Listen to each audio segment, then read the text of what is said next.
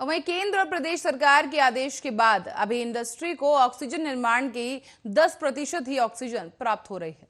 बता दें, एमएसएमई में फाइनेंस चलाने के लिए स्टील, एल्यूमिनियम और कॉपर जैसे जो तत्व हैं उनका जो कार्य है वो प्रभावित होने के चलते 14 अप्रैल से अब तक उद्यमियों को करोड़ों रुपए का घाटा हो चुका है। इसके साथ ही कच्चे माल की आपूर्ति, लेबर का उपलब्ध न होना और मार्केट में डिमांड खत्म होने की समस्या से भी उद्योग जगत जूझ रहा है।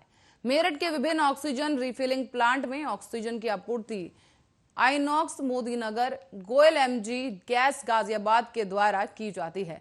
यहां विभिन्न गैस सप्लायर्स के पास कैप्सूल में गैस पहुंचती है, जिसे प्लांट में स्टोर कर छोटे सिलेंडरों के माध्यम से सप्लाई किया जाता है।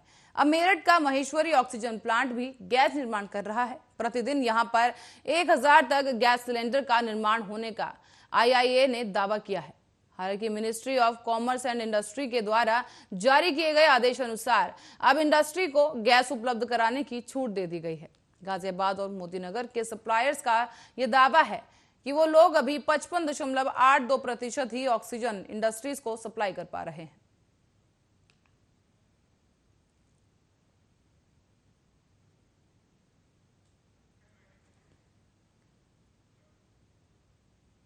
रुक करेंगे अगली खबर की ओर, जहां कोरोना के मामलों में लगातार हो रही कमी के चलते अब दिल्ली समेत कई राज्यों में लॉकडाउन की भी ढील दी जाने का सिलसिला शुरू हो गया है। अनलॉक की प्रक्रिया चरणबद्ध तरीके से शुरू कर दी गई है और इसी बीच केंद्र ने राज्य सरकारों से इस मामले में जल्दबाजी नहीं करने की सलाह दी है। मंगलवार को कोरोना पर होने वाली स्वास्थ्य मंत्रालय की जो नियमित प्रेस कॉन्फ्रेंस है, उसमें भारतीय चिकित्सा अनुसंधान परिषद आईसीएमआर के महानिदेशक बलराम भार्गव ने सभी राज्य सरकारों को चेताया है। भार्गव ने कहा कि कोरोना के मामलों में आई कमी से ये नहीं समझना चाहिए कि वायरस खत्म हो गया है। भार्गव के मुताबिक लॉकडाउन के चलते वायरस को जबरदस्ती दबाकर रखा गया है, इसीलिए अनलॉक करने के पहले राज्यों को बीमारी रोकने के लिए पुख्ता इंतजाम और कोरोना प्रोटोकॉल का पालन सुनिश्चित करवाने की सलाह दी गई है।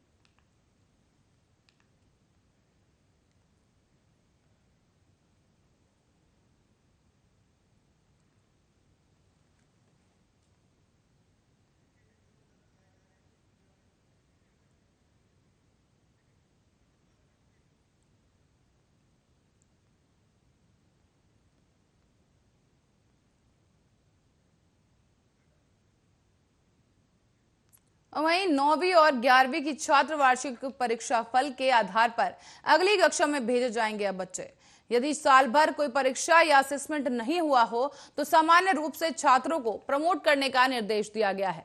शिक्षा विभाग के निर्देशों से सभी स्कूलों को अवगत करा दिया गया है। साथ ही आपको बता दें, कक्षा 6ठी, 7वीं, 8वीं, 9वीं और 11वीं के छात्रों को प्रोन्नत करने के संबंध में यदि किसी प्रकार की शिकायत होगी तो उसकी सुनवाई जिला स्तर की कमेटी करेगी।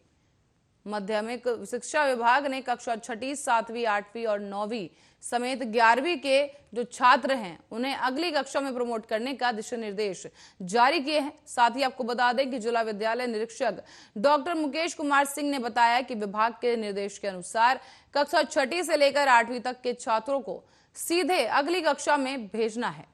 तो वहीं कक्षा 9वीं और 11वीं के छात्रों को वार्षिक परीक्षा फल के आधार पर प्रमोट किया जाना है। जिन स्कूलों ने वार्षिक परीक्षा नहीं करवाई वो वर्ष भर में कराए गए टेस्ट, प्रोजेक्ट के अतिरिक्त मूल्यांकन उनके आधार पर बच्चों को प्रमोट कर सकते हैं।